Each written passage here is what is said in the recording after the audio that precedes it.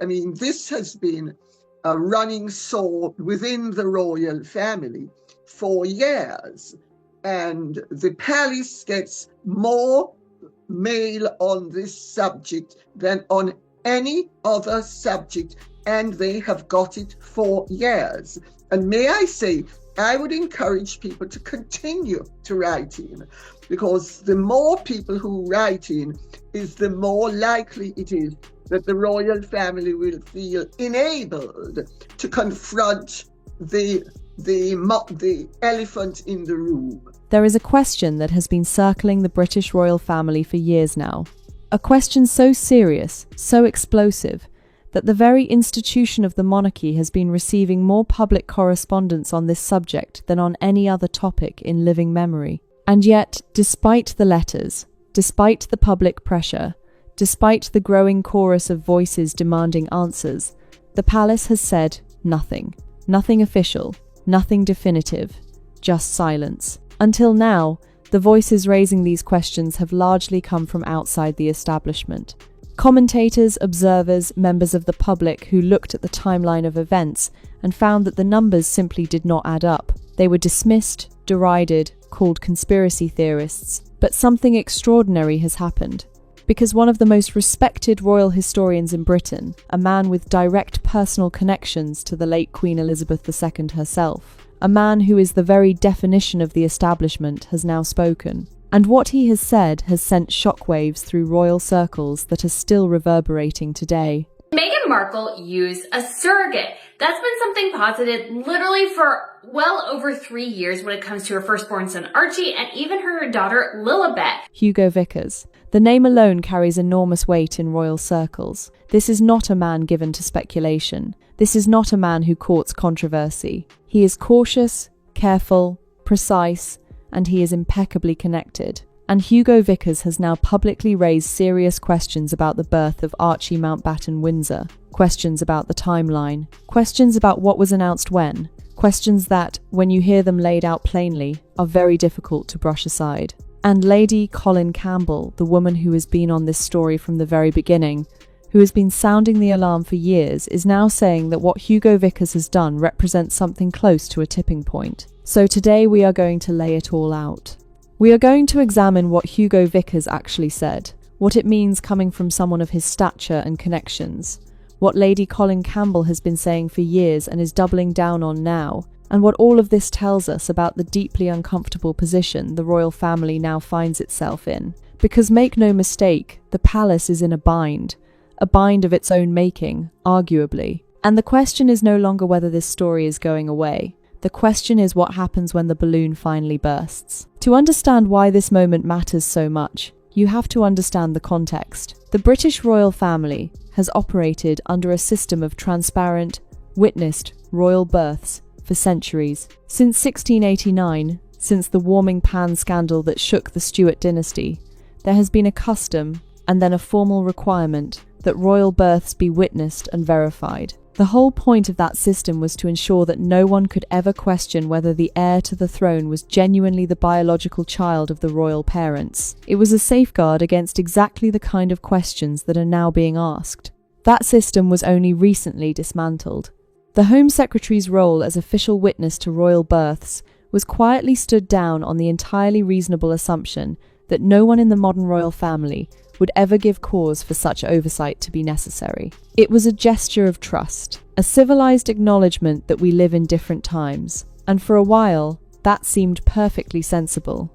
No one could have imagined that a member of the royal family would marry someone whose conduct would make that trust look not just misplaced, but frankly naive. And yet here we are, because Meghan Markle's 2 pregnancies, the birth of Archie in May 2019, when he was 7 years old just last week, and the birth of Lilibet, who will turn 5 next month, have generated a level of public scrutiny, public suspicion, and public correspondence to the palace that is, by any measure, unprecedented. Lady Colin Campbell has described the volume of public mail the palace receives on this subject as greater than on any other topic. Greater on any other topic. Let that sink in for a moment. That bump had more ups and downs than Elizabeth Taylor and Richard Burton's marriage. I'd never known another woman of colour or another woman without colour to have performed in a pregnancy the way Meghan did. Anything to do with those children and how they came into existence would have possibly racial implications, when of course it's nothing to do with that at all. This is not a fringe concern. This is not a handful of people on social media. This is an organised, sustained, passionate public demand for answers that has been building for years and shows absolutely no sign of abating. And now, with Hugo Vickers having weighed in, the story has reached a new level entirely, because what Hugo Vickers has essentially done cautiously, carefully, in the manner of a man who understands that every word he speaks carries weight, is confirmed that the concerns being raised by the public are not without foundation, that within the palace itself, there is puzzlement, there is concern, there are questions. Let us go back to the beginning. When Archie was born, or rather, when Archie was announced to have been born, the sequence of events was, to put it charitably, unusual. The announcement of his birth came. And then, and this is the detail that Hugo Vickers himself has flagged there, is what he describes as a fundamental problem with the timeline. Meghan Markle, he has noted, appears to be the only woman in recorded history who gave birth and then subsequently went into labour later in the same day. You read that correctly. The birth was announced, and then, according to the publicly available timeline, she went into labour. Now, this is not a matter of interpretation. This is not a matter of reading between the lines or projecting meaning onto ambiguous statements. This is a straightforward, factual anomaly that sits there in the public record and defies any conventional medical explanation. And Hugo Vickers, again, one of the most establishment figures in royal commentary, has said so plainly. Lady Colin Campbell, who has been forensically tracking this story for years, has pointed out another layer of the puzzle. The birth announcement of Archie Mountbatten Windsor was posted without a single witness signature, and this matters enormously, because witness signatures were not merely a formality, they were mandatory. Even Queen Elizabeth II herself was subject to that requirement. Even the Queen had to follow the rules.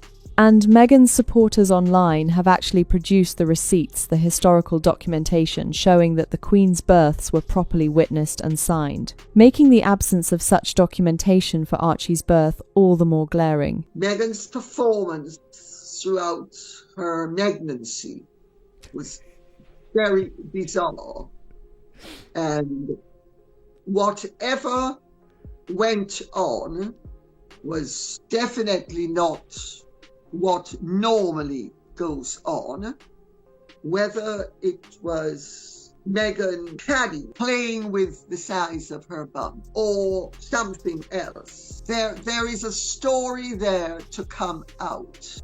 Now, Lady Colin Campbell has been careful to note that she is not in a position to make definitive legal declarations on this subject. There are legal reasons for caution. But what she can say, and what she has said, repeatedly and publicly, is that the conduct surrounding these births has created a situation where the public has been handed the means to question whether something deeply irregular took place. And in Lady Campbell's view, that is itself a scandal. Not because the questions are comfortable to ask, but because the conduct that made those questions possible is what is truly inexcusable. The moment that changed everything in the current news cycle was Hugo Vickers appearing on a prominent royal programme to discuss his new book on Queen Elizabeth II, A Personal Story. Now, for context, Hugo Vickers has been a regular presence at royal events for decades. He is a verger at St George's Chapel. He attended Prince William's induction as a Knight of the Garter. He moves in the very highest circles of the royal establishment. This is not a man who stumbles into controversy.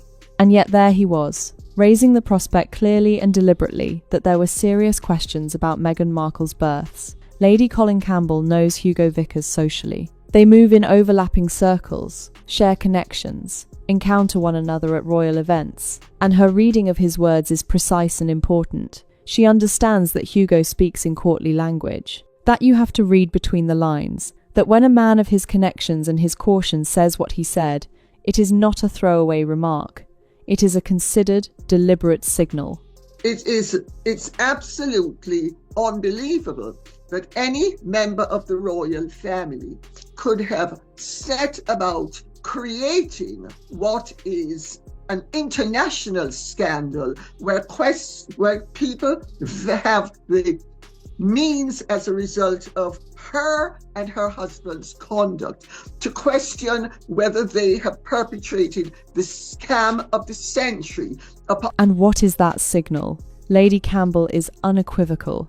By saying what he said about the birth timeline, by noting that you cannot give birth after you have given birth, Hugo Vickers is, in the language of the royal establishment, raising the question of fraudulence. He is not screaming it from the rooftops. He is not banging the table. He is doing what a man of his background does. He is placing the concern on the record, in his measured, careful way, and leaving it there for the world to see. And the world is seeing it. What makes this moment so significant is precisely because of who Hugo Vickers is and what he represents. Lady Colin Campbell has noted that her own position gives her a freedom Hugo does not have.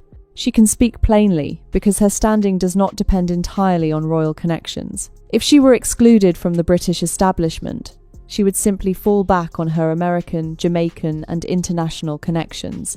Hugo has no such safety net. His entire position, his reputation, his place in the world is tied to his royal connections and his social standing in Britain. For a man in that position to say what he has said, that takes something. Hugo is extremely cautious. Hugo, which I am not. I don't need to be. I can call a spade a spade. But also Hugo is, by saying what he has said, what Hugo is actually saying is the birth has raised questions of fraudulence because you cannot give birth after you have given birth. And now we come to what Lady Colin Campbell herself has written, a post that was so detailed, so precise, and so forensic in its legal reasoning that it demands to be understood properly. Lady Campbell wrote about the warming pan scandal of 1689, the moment in history when doubts about whether a royal birth was genuine threatened the stability of the entire British state. That scandal gave rise to the custom of witnessed royal births in the first place. And Lady Campbell drew a direct line from that moment in history to what she describes as the current failure. Her argument, stated plainly, is this: the British people, and the people of the other realms of which King Charles III is head of state, have an absolute right to the verifiable assurance that anyone who stands a reasonable chance of sitting upon the throne is verifiably entitled to do so. Not a suggested right, not a courtesy, an absolute right. And that right, she argues, is currently being denied to them. The authorities who ignore it are, in her words, remiss, and are actively encouraging dissension where they should be ensuring harmony. This is not a small claim. This is Lady Colin Campbell, aristocrat, author, woman with direct personal connections to senior courtiers, stating publicly that the people of Britain and the Commonwealth realms are being failed by the institutions that exist to serve them. That the dismissal of these concerns is not just frustrating, but constitutionally irresponsible. And she has gone further still, pointing out that the abolition of the Home Secretary's witnessing role, however reasonable it seemed at the time, now looks almost heartbreakingly naive, because the whole system was built on trust, and that trust, she says, has been comprehensively abused. The language Lady Campbell uses is extraordinary. She speaks of conduct more reminiscent of a hustling operator than a woman of good and regal repute. She describes the situation as one that encourages the public to question whether one of the greatest scams of all time has been perpetrated. She is not a woman prone to understatement. And she is not a woman speaking without knowledge. She has spent years in contact with senior courtiers about this very issue. She will not name them. Legal considerations prevent it, but she has been clear that these conversations have taken place, and that what has been communicated privately aligns with what she has been saying publicly.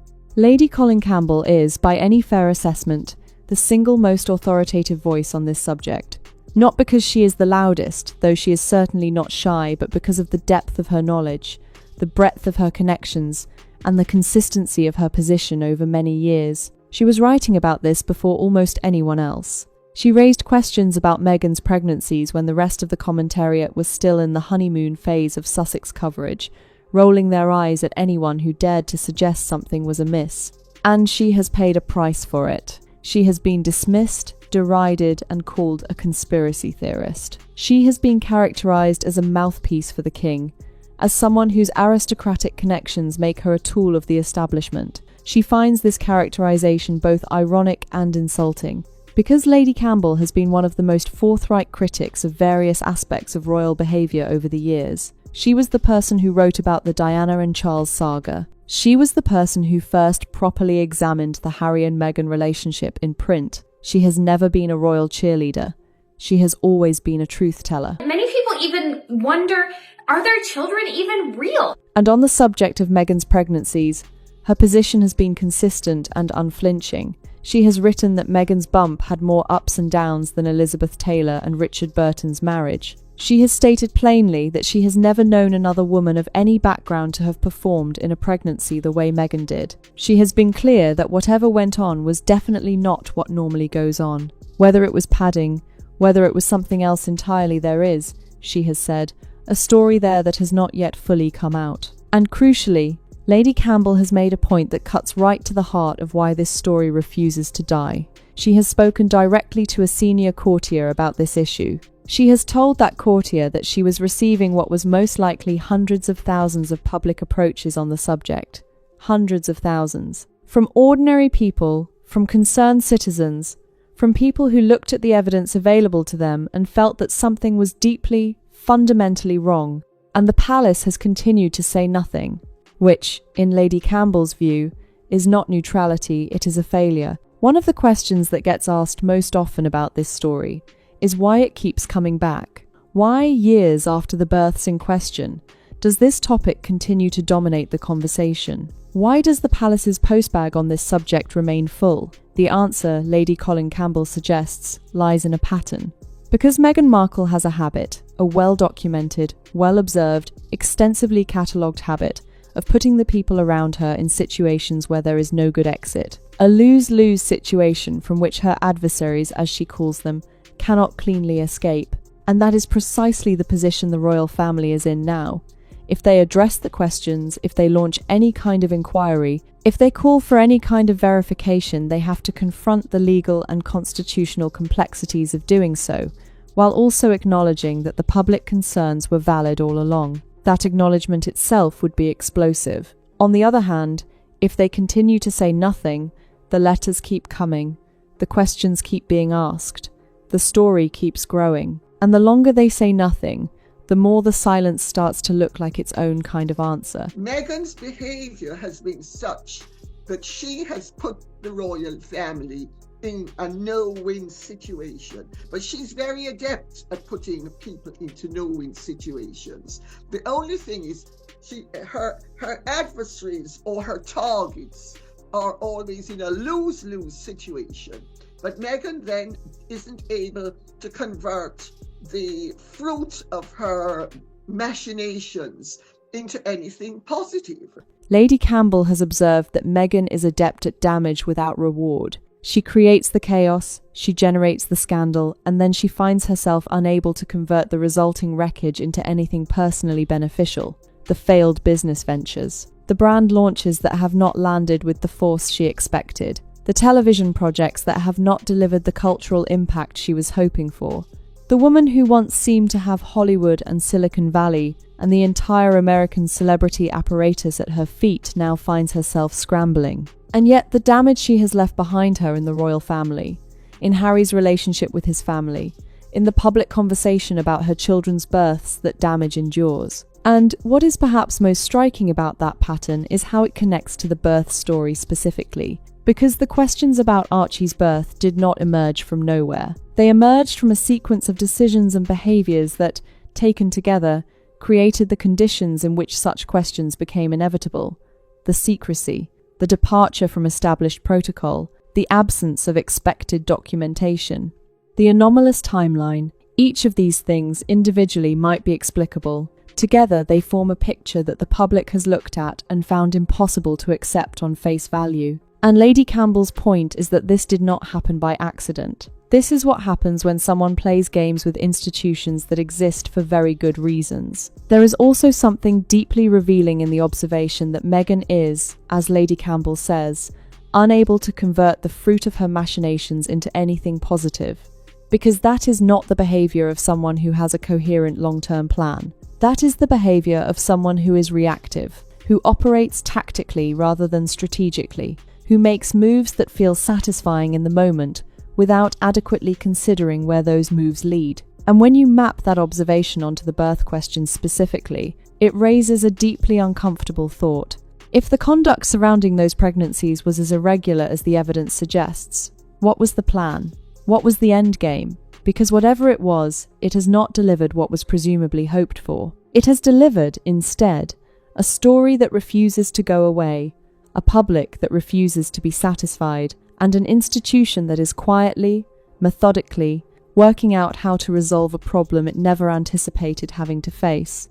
And what of Harry in all of this? Because Prince Harry, 41 years old now, a man who has spent the last several years in self-imposed exile in California, is at the very center of this story whether he chooses to be or not. It is his name on the birth announcements. It is his children whose legitimacy is being questioned in the public square. It is his choice to remove himself from the structures and oversight of the royal family that created the circumstances in which these questions arose in the first place. Lady Colin Campbell has been unsparing in her assessment of what the royal family would and would not do for Harry in various scenarios. She has made clear that the institution would not be coming to his rescue in the way he might hope, that there is a recognition within the family that his situation is, to a significant degree, of his own making. The isolation from his family has deepened over time, not lessened.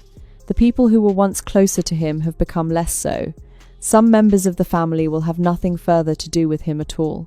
Harry and Meghan have quite literally created an even more of a bigger bubble to do with those children, to do with the surrogacy rumours, to do with, you know, how old they are, where they are, and things like that, because they're constantly playing games. They have used the children to weaponise them against the royal family. And yet Harry is in an extraordinarily difficult position, specifically because of the children question. If he were to distance himself further from Meghan, if the rumoured divergence in their goals were to lead to a formal separation, the questions about Archie and Lilibet would not go away. They would intensify.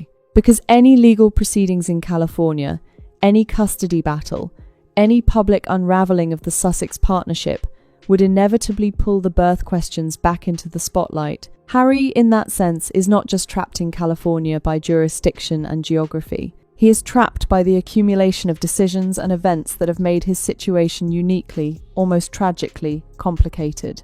And there is something genuinely sad in that, if you allow yourself to feel it. This is a man who grew up inside the most scrutinized family on earth. A man who lost his mother in circumstances that marked him for life. A man who, for all his very considerable flaws and misjudgments, did not ask to be placed at the center of a constitutional question about whether the children bearing his name are biologically his. That is not a position anyone would choose. And yet here he is, because of choices he made, and choices that were made for him, and choices that were made around him, by a woman who, in Lady Campbell's assessment, has left a trail of casualties behind her everywhere she has gone. What was really going on behind the scenes during both of Meghan's pregnancies? What were the decisions being made? And by whom? And with what awareness of how they would look to the outside world? Lady Colin Campbell's analysis is, as ever, forensic. And what she identifies is something that goes beyond simple deception. It is, in her view, a sophisticated understanding of how institutions work and how they can be exploited, combined with a catastrophic lack of self-awareness about the long-term consequences. The strategy, as best as it can be decoded from the outside, appears to have been one of deliberate opacity. By removing themselves from the established structures, the witnessed births, the official documentation, the transparent engagement with royal protocol, Meghan and Harry created a situation in which the palace was effectively powerless to provide the public with the assurances it was entitled to. And then, when questions arose, those questions could be framed as attacks, as racism, as the obsessive projections of conspiracy theorists. It was, in that sense, a trap. A brilliantly constructed trap, but one that has ultimately ensnared its architect. Because here is the thing about opacity. It works in the short term and destroys you in the long term. In the immediate aftermath of Archie's birth, the narrative could be controlled. The sympathetic coverage was enormous. The cultural moment of a biracial woman marrying into the British royal family was still carrying tremendous emotional weight. Anyone who raised questions was quickly and effectively silenced by the weaponization of that moment. But you cannot weaponize a cultural moment forever. And as time has passed, and as Meghan's behavior in other areas has become more scrutinized, and as the institutional goodwill has evaporated, the questions about the births have not faded. They have grown. Lady Campbell has made a point that is worth dwelling on. Meghan is very clever. Her problem is that she is not clever enough. She lacks the self-awareness to recognize her own limitations. And that combination, high intelligence married to a complete absence of self-knowledge, is, Lady Campbell suggests, a terrible dilemma to be in. Because it means that Meghan keeps making the same category of mistake. She keeps overplaying her hand. She keeps assuming that the next move will be the one that finally consolidates her position. And it never quite is. The gap between her perception of herself and the world's perception of her has been widening steadily for years. And nowhere is that gap more visible than in the birth questions, where her behavior has created a situation that even the most cautious, establishment-connected royal historians are now finding impossible to ignore. The royal family would not be coming to Harry's rescue. They would not be funding a divorce to any extent.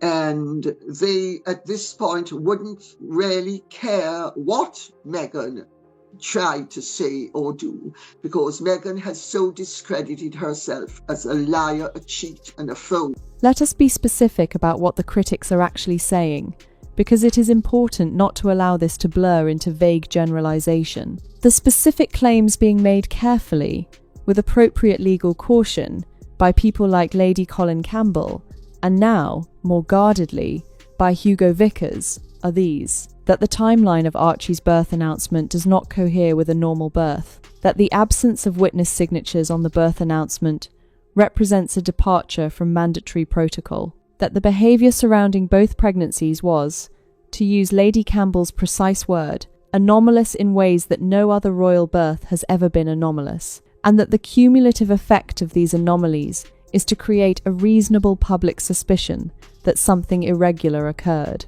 These are not the claims of people operating in bad faith. These are the claims of people who have looked at publicly available information and found that it does not add up. And what is significant about the moment we are now in is that those claims are being made not just by commentators on the fringes of royal discourse, but by figures who are embedded in the very heart of the royal establishment. Hugo Vickers is not a fringe figure. He is the opposite of a fringe figure, and his willingness to raise these questions, however carefully, however couched in the language of the establishment, represents a fundamental shift in the conversation. Lady Campbell has specifically addressed the mainstream media's failure to engage with these questions around Archie's birth in particular, and her frustration is evident and frankly justified. She distinguishes between the two births, acknowledging that Lilibet's birth in California, after Meghan and Harry had left royal life, is in some ways a different category of question. But Archie's birth occurred while they were still working members of the royal family.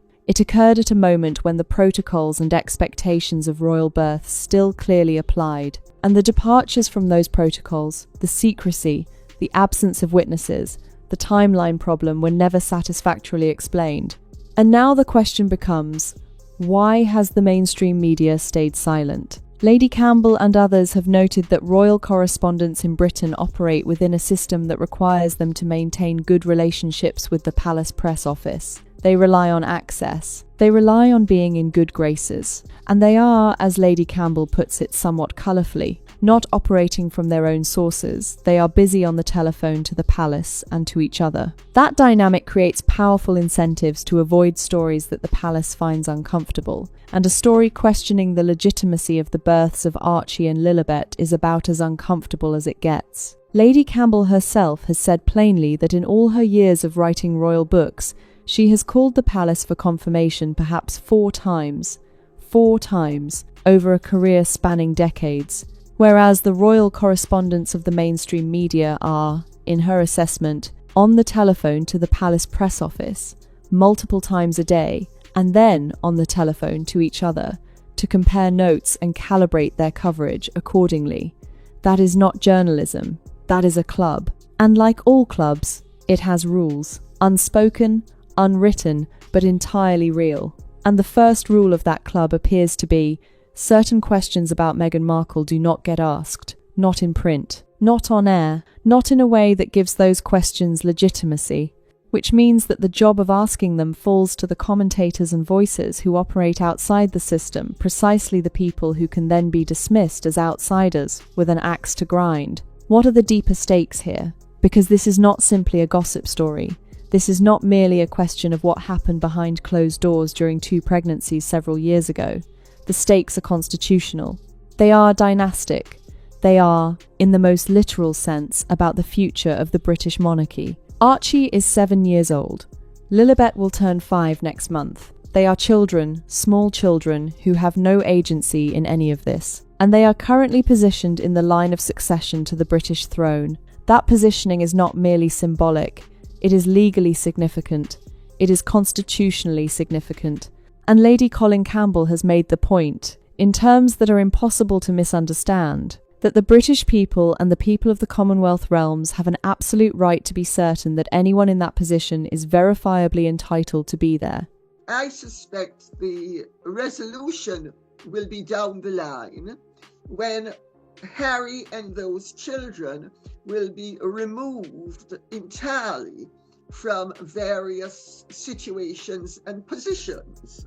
That, I think, is going to be the neatest, cleanest way of resolving something, rather than any confirmation or exposure. That is not a radical claim. It is not an extreme claim. It is the entirely reasonable application of a principle that has underpinned the British constitutional system since 1689. And yet it is a claim that is currently going unacknowledged by the institutions that are supposed to uphold it. The palace says nothing.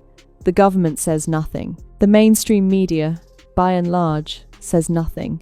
And into that silence the questions grow. Lady Campbell has also noted the impossible position this creates for the royal family in terms of their public reputation. The longer this continues without resolution, the more the public's frustration compounds. And not just frustration about the births, frustration about the whole pattern, about the sense that the rules that apply to everyone else do not apply to Meghan Markle, about the sense that institutions which were supposed to protect the public interest have been somehow captured, somehow compromised, somehow rendered incapable of doing the basic job of demanding accountability. That frustration is real, it is widespread, and it is, by any measure, entirely understandable. So how has the institution responded? The short answer is that it has not directly, not formally, not in any way that addresses the substance of the public's concerns. And Lady Colin Campbell's assessment of why that is the case is both illuminating and sobering. The royal family, she explains, is constrained by the same legal and constitutional limits that constrain everyone else. You cannot be the head of state of a constitutional democracy and simply take unilateral action against someone on the basis of public suspicion, however widespread and however justified that suspicion might feel. But there is more to it than legal constraint. There is also the question of what any formal acknowledgement would mean. If the palace were to take any action that amounted to an implicit or explicit acknowledgement that the questions about the births were valid, if they were to commission any kind of review, call for any kind of documentation, take any step that could be read as a response to public concern, they would be opening a door that they might not be able to close. They would be giving the story a legitimacy and a momentum that it has not yet fully achieved through public pressure alone. William is planning to act very decisively when he becomes king to take away the titles, the HRHs, once and for all from all non-working royals, which will have the silver lining for him of removing them from Harry and Meghan. And so the palace has chosen silence. Uncomfortable, costly, reputationally damaging silence, because in their calculation the cost of saying something is higher than the cost of saying nothing. Lady Campbell believes this is a miscalculation. She believes that the continued silence is itself causing damage to the institution's credibility, damage to public trust, damage to the sense that the royal family is capable of dealing honestly and transparently with the concerns of the people it is supposed to serve. She has predicted that the resolution, when it comes, will not be in the form of a formal inquiry or a public announcement. It will come quietly, down the line, when Harry and those children are removed from their current positions and situations through other means. The neatest, cleanest resolution, in her view, is one that does not require any explicit confirmation or exposure, but simply renders the question moot by removing the people at the centre of it from the positions that make the question constitutionally significant. Whether that is satisfying, she acknowledges, is another matter entirely. What does all of this reveal about character? Because ultimately, beyond the constitutional questions, beyond the legal complexities, beyond the institutional failures, this is a story about character, about who Meghan Markle is, what she wants, and what she is prepared to do to get it. And the portrait that emerges from years of observation by people who have watched her closely, studied her behaviour, and applied genuine analytical intelligence to the patterns of her conduct that portrait is not flattering. Prince William doubles down. According to multiple sources, it's now a matter of when, not if, he strips Prince Harry and Meghan Markle of their royal title. Lady Colin Campbell has written that the conduct surrounding these births has been more reminiscent of a hustling operator than a woman of good and regal repute. She has described the behaviour as taking the mickey, a sustained, deliberate exploitation of the good faith of institutions that trusted her. And she has made the point that this pattern is not unique to the birth questions. It is the same pattern she identifies in the way Meghan has handled her relationship with her family, her first marriage, her friendships, her business ventures. There are always casualties, and the casualties are always, somehow, not her fault. What is perhaps most instructive is the broader warning this carries. Because if what Lady Campbell and Hugo Vickers and others are suggesting is even partially accurate, if the conduct surrounding these births was as irregular as the evidence suggests, then the British royal family welcomed into its most intimate spaces a woman who was prepared to conduct herself in a way that would make the legitimacy of her children a matter of public controversy. And they did so without the protections that had existed for centuries specifically to prevent such a situation from arising. The removal of the Home Secretary's witnessing role was, in retrospect, the moment when the door was left open.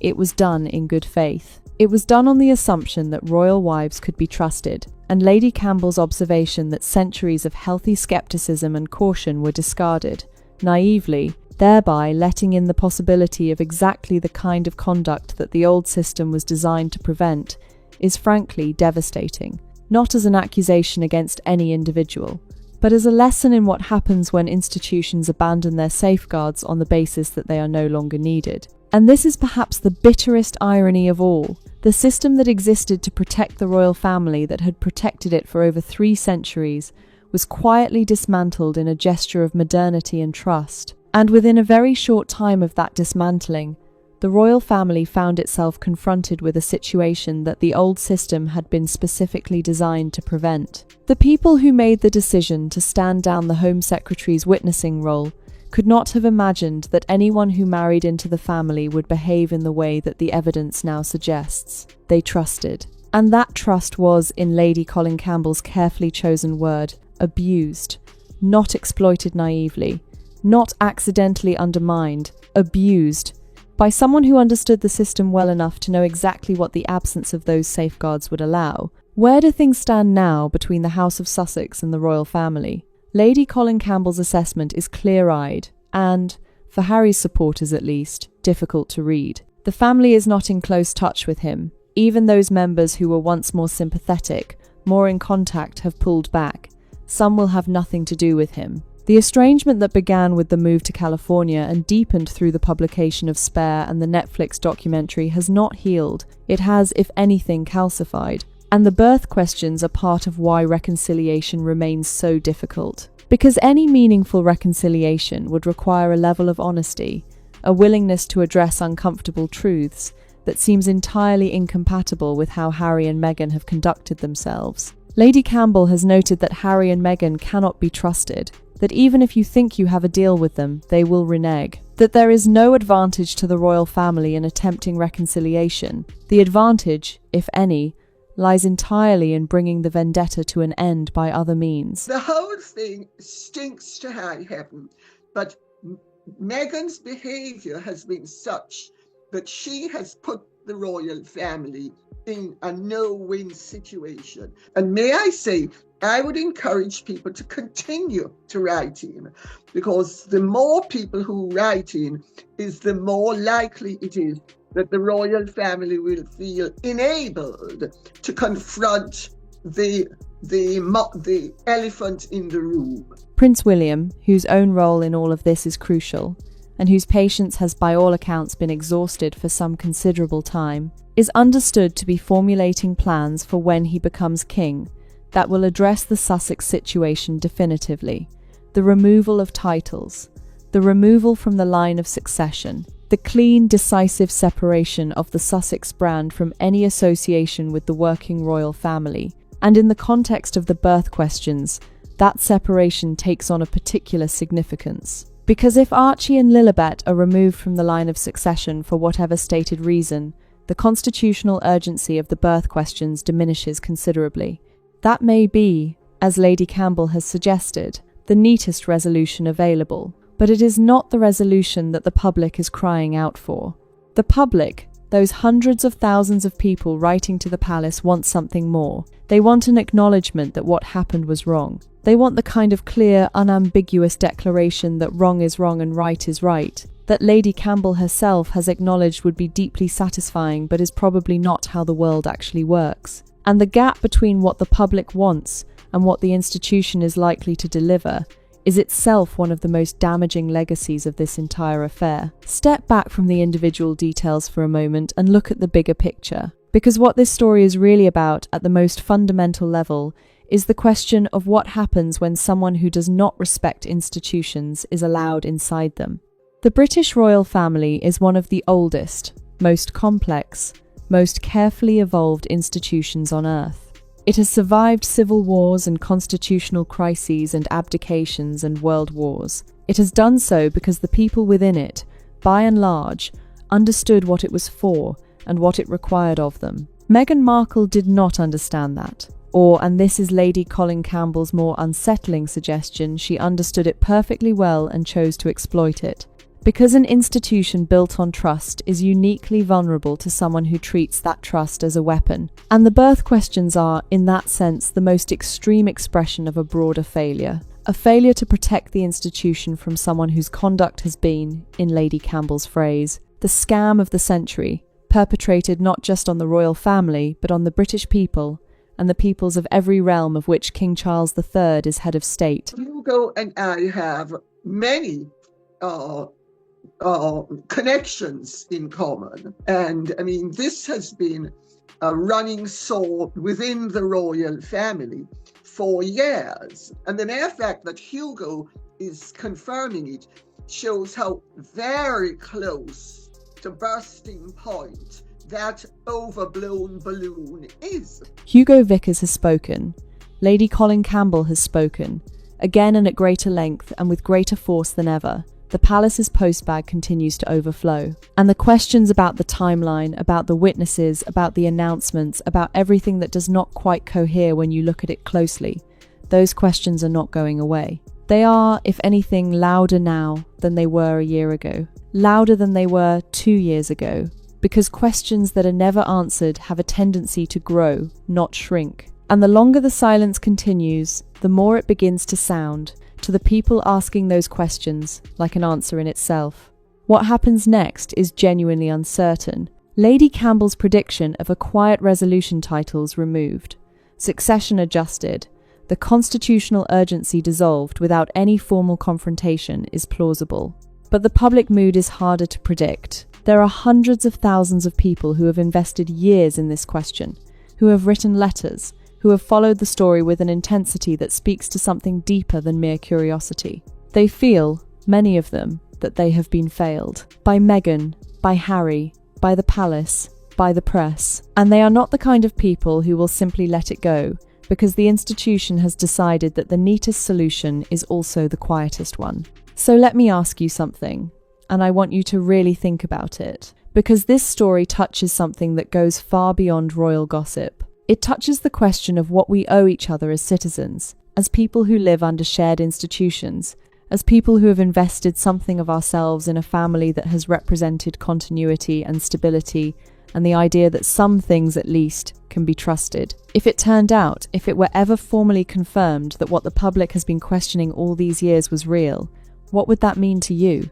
What would it mean for your faith in the institutions that are supposed to protect the truth? And what would it mean for Harry, a man who was born into all of this, who never asked to be a prince but also never really wanted to stop being one, who has ended up at 41 living in California with 2 children, who may or may not have a future in the institution that shaped every single day of his existence from the moment he was born? These are not comfortable questions, but they are the right ones, and they deserve to be asked, however uncomfortable the asking feels. Thank you so much for being here today and for watching this through to the end. It genuinely means the world. If this video made you think, if it gave you something to talk about, if it raised questions you had not considered before, please do share it with someone you think needs to hear it. And if you have not already subscribed, please do. It is completely free.